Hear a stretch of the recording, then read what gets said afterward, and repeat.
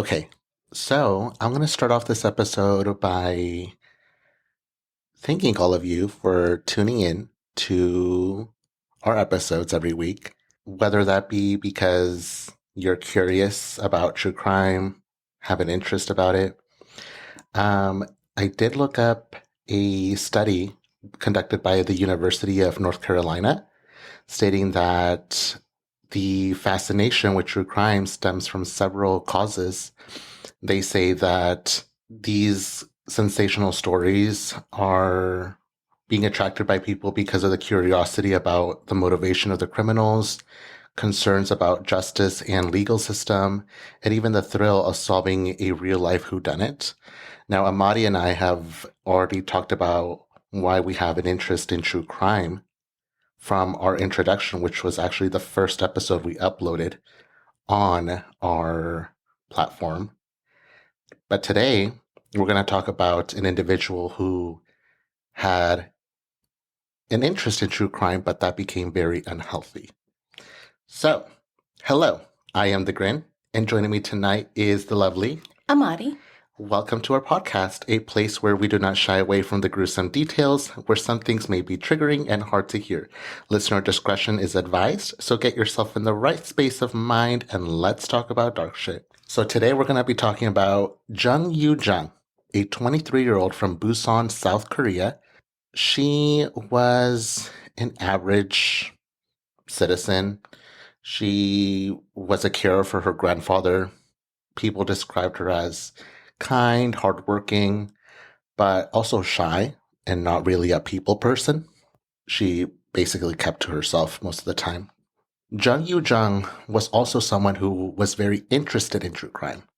She would spend a lot of her time watching documentaries, TV shows about unsolved crimes. She also read books, trying to understand the psychology of killers. A few questions that she had always tried to get answers for were, what drove killers to commit murder? And how did it feel to take an individual's life? However, at some point in Yoo-jung's interest in true crime, something flipped and it turned into an obsession. So much so that she soon started to fantasize about killing somebody, curious as to what it would feel like to take a life. She has set a goal for herself. She wanted to become South Korea's most wanted killer. So, in May 2023, she decided that she was going to accomplish this goal. She decided to take a trip to the library and for several weeks decided to look up things like how to hide a body. She also looked at forensic technology and she studied criminology online. Yoo-jung had no past criminal records and didn't hang around people who were considered quote unquote bad. She was someone who kept to herself and just didn't seem out of the ordinary. So she decided to use this to her advantage. Her plan was to kill someone who didn't know her, who couldn't be traced back to her. That way, nobody would suspect her because who would suspect a kind, hardworking, meek girl? Now, she needed to find a victim, and she did this by going on a tutoring app. In South Korea, many kids are pushed to deliver their best academically, and tutoring apps are actually very popular there. So many individuals who are academically gifted use the app to make some extra cash by tutoring students in need. In the span of a few days, Yoo-jung had managed to contact more than 50 tutors in Busan. She posed as a middle schooler who needed help with her English. Soon, Yoo-jung found someone who would be ideal to her. A 26-year-old woman who lived alone and worked from home. Side note, I think I've already done one episode that took place in Korea. Now, I don't know if you guys remember, but Korea has that law where it protects the identity of the victims. So we do not know this woman's name. For this episode, I'm just going to refer to her as the teacher. But yes, we don't know her identity because her family and herself, well, her family wanted to keep her anonymous. So the teacher was described as kind and worked hard so that her students could do their best. People who knew about the work that she did said that she wasn't really tipped off when people would ask her if she lived alone, since she's helped many shy students before and students who didn't want people listening over to their mistakes. The teacher agreed to meet with Yoo-jung for an introductory lesson. She lived in Guangzhou, which was a 20-minute drive from where Yoo-jung lived with her grandfather. On May 26, 2023, CCTV footage did catch Yoo-jung skipping her way towards the teacher's home. Now, the footages that were caught on CCTV are very disturbing because of what she's about to do, but there is almost like a kid-like mannerism that she's like skipping her way towards, like actually skipping.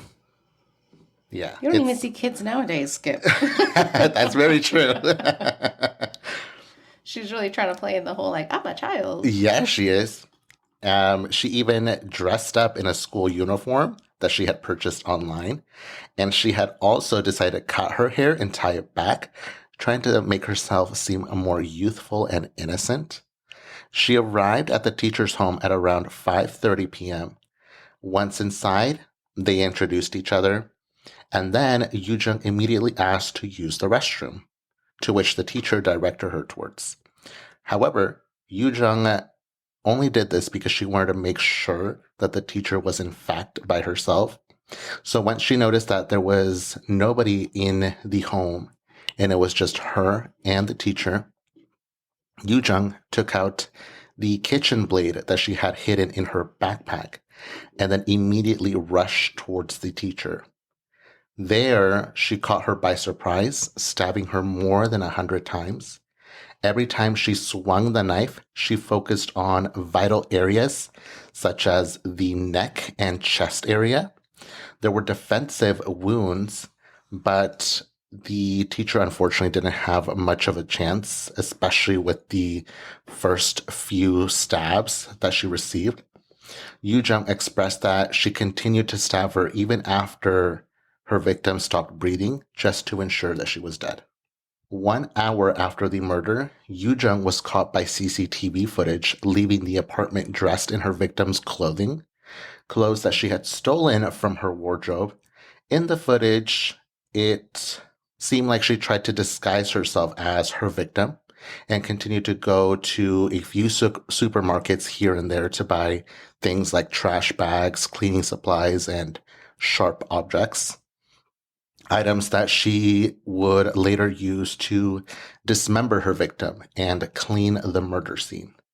Now, another side note from an article I read. Now, this is like, I guess not totally confirmed, but from what it sounded like, Yoo-jung had an obsession with a specific show called, I forget the name of it, but it's basically a show where it's fictional.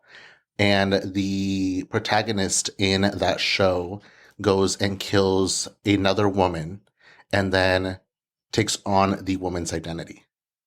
So I don't know if that's what she was trying to recreate by putting on the teacher's clothing and just going around in public. But yes, side note on that. Now, during the dismembering, Yoo-jung cut off her victim's fingers to avoid any fingerprint identification and decided to dispose of the teacher's phone, wallet, and IDs. Then she cleaned everything with bleach. She disposed of her victim's clothes in trash bags that she would later throw out at nearby dumpsters, and then went back to her apartment to collect a suitcase.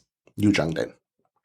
CCTV footage did catch her leaving and coming back 3 times, going back and forth between apartments, getting things that she would use.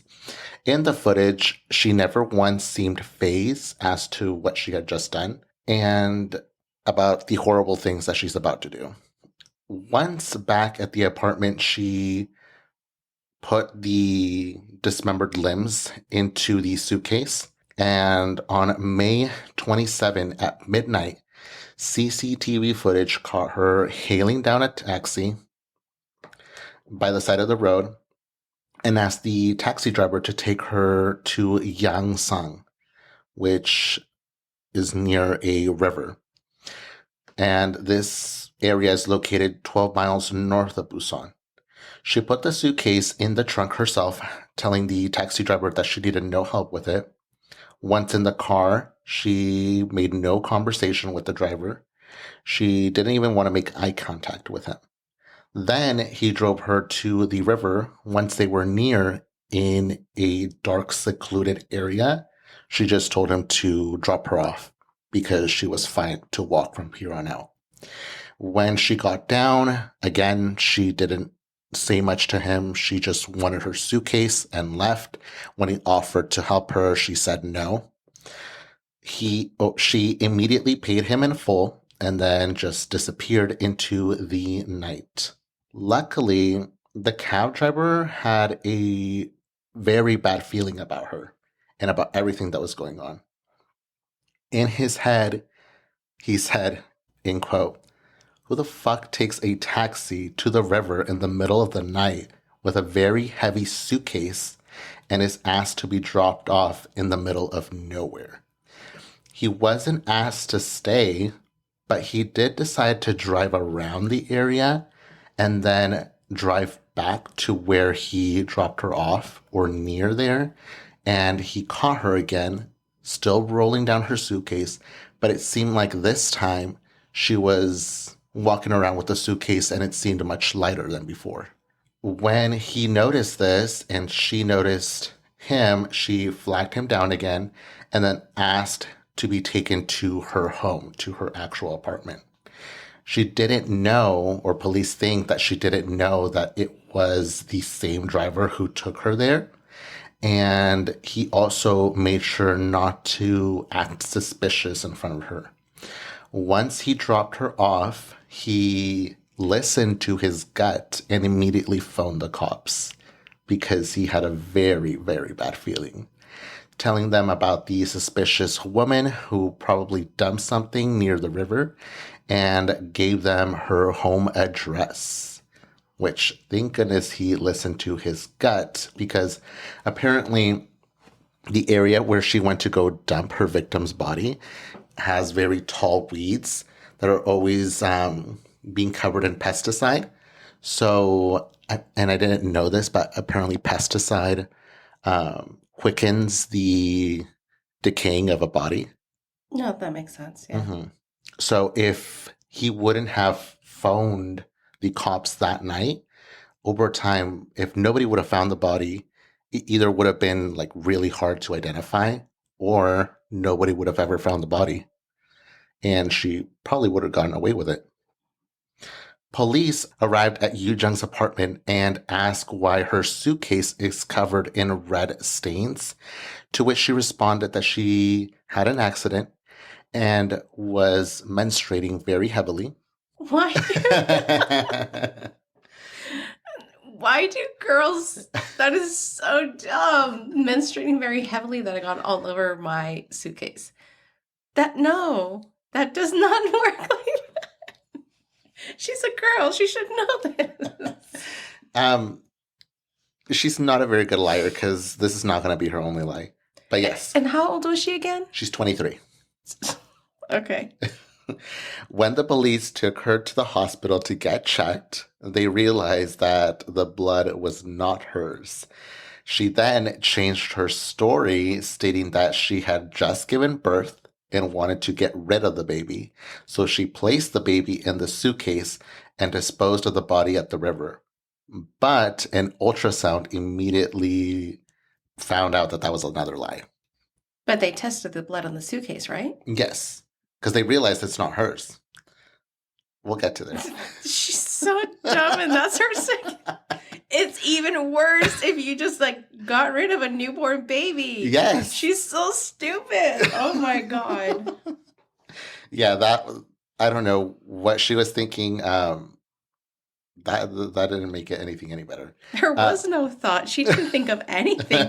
She just wanted the thrill of just killing. I think she didn't expect to get caught that night, and she was caught off She guard. must have thought like she was probably like the sneakiest person Yeah, she was ever. so proud of herself, thinking that she was going to get away with everything. All smug walking. Yeah, I did it. Got away. I know. Police were also sent to the river to check. Another group of police were sent to the river to check what was thrown out. And there they discovered human remains. There, she was taken in for questioning, and she soon confessed to disposing of the teacher's body, but she changed her story again, stating that when she arrived for her tutoring lesson, the apartment was unlocked, so she let herself in. There, she discovered the teacher's body and the teacher's killer. Now, the killer immediately threatened her to help him dispose of the victim's body, or he would try and kill her too. But police realized this was another lie because She already lied twice before. Yeah, and this story did not make any sense. And then she didn't stop there. She changed her story again, stating that the teacher was the one who got aggressive with her, so she had to kill the teacher in self-defense. So at this point, police are like, this girl's full of shit. I've never heard a case yet that the killer has changed her story so many times. What are we, like the fifth story now? Is she still trying to say that she's a child? Or Yeah. But at this point, like they know she's full of shit. I mean, they have evidence against her, but they wanted a confession. So what they ended up doing is they called down her grandfather in for questioning, and they realized that he had nothing to do with it because all the evidence that they had pointed towards her. I mean, the CCTV footage, her bloody suitcase, the taxi driver's testimony. And what they did is they wanted to ask him to speak to her, see if she would confess that way, to which he agreed. And once he was let into the interrogation room, he immediately broke down. And he did? He did. And told her, because, side note, he was listed as her only guardian. So it was just him and her. Different things that I saw stated that her parents abandoned her when she was a kid. Other articles I read were that her parents just died, I guess. I don't know. That's like hearsay. I couldn't find an actual truth behind any of that. But it's always been just her and her grandfather. And he broke down and decided to have a conversation with her, told her that if she loved him, then she would confess, to which she did.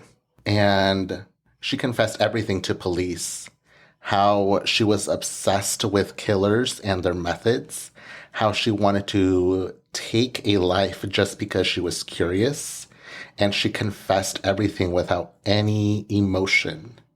Yoo-jung was also described as to fellow classmates once this was made public as somebody who was very odd.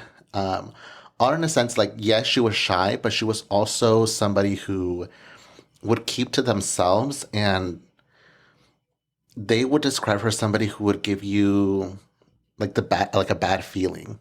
But she never tried to, when they tried to approach her, she never kind of wanted to reciprocate the interaction, I guess. Just socially awkward. Socially awkward individual. When she was sent to prison, however, they did do a study on her, and she scored a 25 on a psychopath test. Oh, no, excuse me. She scored a 28 on a psychopath test, which in South Korea, if you score a 25, you're considered a psychopath. She scored a 28. So she is... How do they score it in the U.S.?